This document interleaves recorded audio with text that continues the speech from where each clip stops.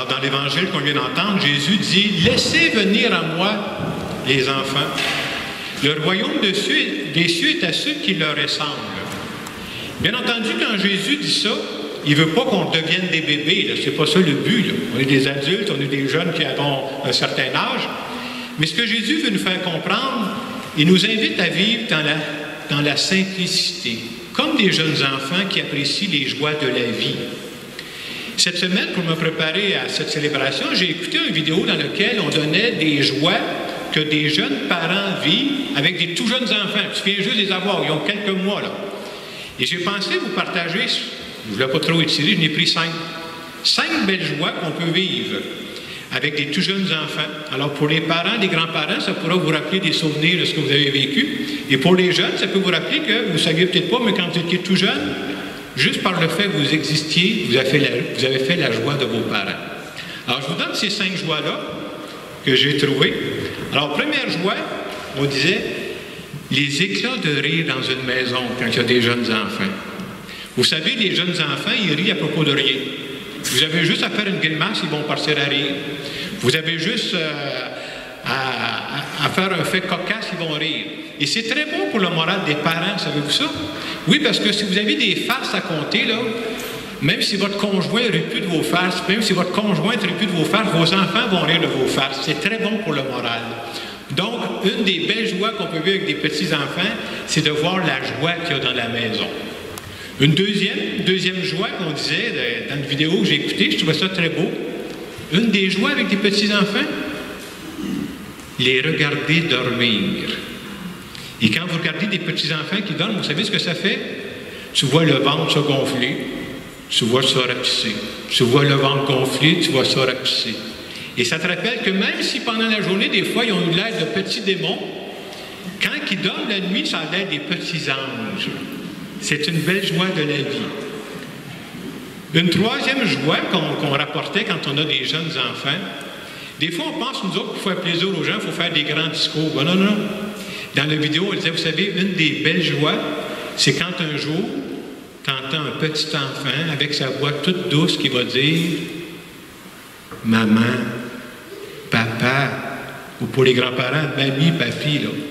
Ça nous rappelle que les mots les plus simples peuvent provoquer de grandes joies. C'est vrai, même quand on est adulte, hein, les mots les plus simples peuvent nous apporter des grandes joies. La quatrième qu'on disait, c'est de voir les enfants s'émerveiller. Vous savez, les enfants, dès qu'ils voient des belles choses, tout de suite, ils ont les yeux ouverts, ils vont s'émerveiller. Et quand on est parent, à force de voir nos enfants s'émerveiller, on finit par regarder la vie avec les yeux de nos enfants, et nous autres aussi, on commence à s'émerveiller. Ce sont des beaux moments, des belles joies qu'on peut vivre. Le cinquième que j'ai retenu à travers ce qu'on nous disait, une des belles joies avec des jeunes enfants, quand vous avez à déballer les cadeaux de Noël. Ça, c'est des belles joies. On dit tellement qu'un Noël dans une maison où il n'y a pas de petits-enfants, c'est pas Noël pareil. Là. Et ce qui est beau de voir, c'est de voir leurs yeux scintiller, de voir aussi quand ils vont développer leurs cadeaux, là, nous autres, on s'attache à bien des choses, mais eux autres, peut-être qu'ils vont jouer plus longtemps avec la boîte que le cadeau qu'il y a dans la boîte. Hein? Nous autres, on se complique la vie avec les cadeaux. Tout ça pour vous dire, à travers cette vidéo que j'écoutais, pour vous dire, il faut apprendre à apprécier les toutes petites joies de la vie. Et quand Jésus dit, le royaume des cieux est à ceux qui leur ressemblent, il est en train de nous dire, hey, les voyez-vous, les petites joies qu'il y a dans votre vie aujourd'hui, là? La vie devient difficile quand on se prend trop au sérieux. La vie devient difficile quand ça prend juste des choses extraordinaires pour être heureux. Et on veut nous rappeler à travers cette page d'Évangile-là, Dieu met dans ma vie, présentement, dans chacune de nos vies, des beautés, et souvent je passe à côté et je ne les vois même pas. Il y a un autre aspect que je voulais vous partager à travers ce message-là que Jésus veut nous laisser.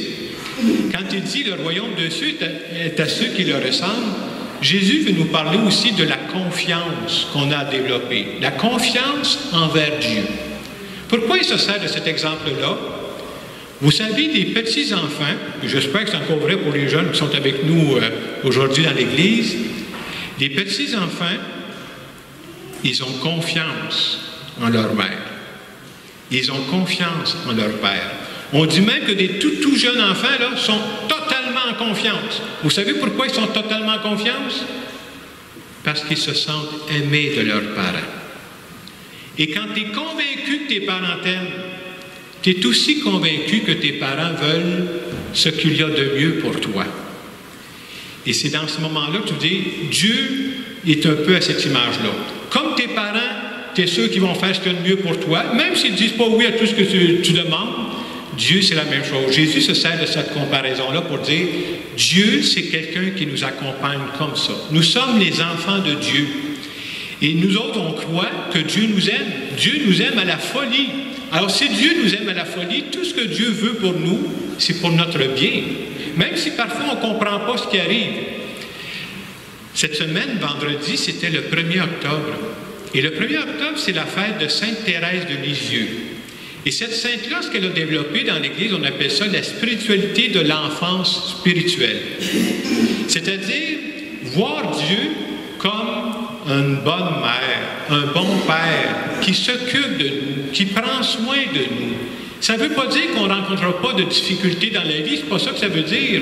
Mais un peu comme des bons parents qui vont protéger leur enfant vis-à-vis des difficultés, on croit que Dieu est toujours là dans notre vie pour nous accompagner, pour prendre soin de nous. Alors moi, je trouve que ce message-là qu'on reçoit aujourd'hui, ça nous rappelle que si je crois que Dieu s'occupe de moi à tout âge,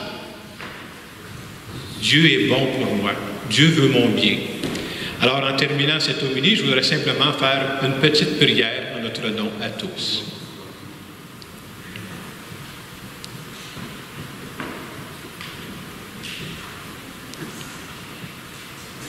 Seigneur Jésus, tu m'invites à goûter au bonheur dans les petites joies, comme le font les petits-enfants.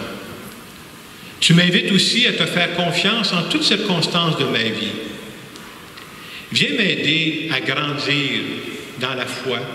Viens m'aider à grandir dans l'amour. Et je veux te dire merci de faire partie de ma vie. Amen. Et dans les secondes de silence qui vont suivre, je vous invite à penser à une situation que vous avez peut-être à vivre cette semaine ou dans les jours qui viennent. Ça peut être à l'école, ça peut être à la maison, ça peut être au travail. Il y a peut-être une situation où ce n'est pas clair dans ma tête. Je vous invite à dire à Dieu en pensant à cette situation, je choisis de te faire confiance. Alors je vous laisse quelques instants pour en parler avec Dieu.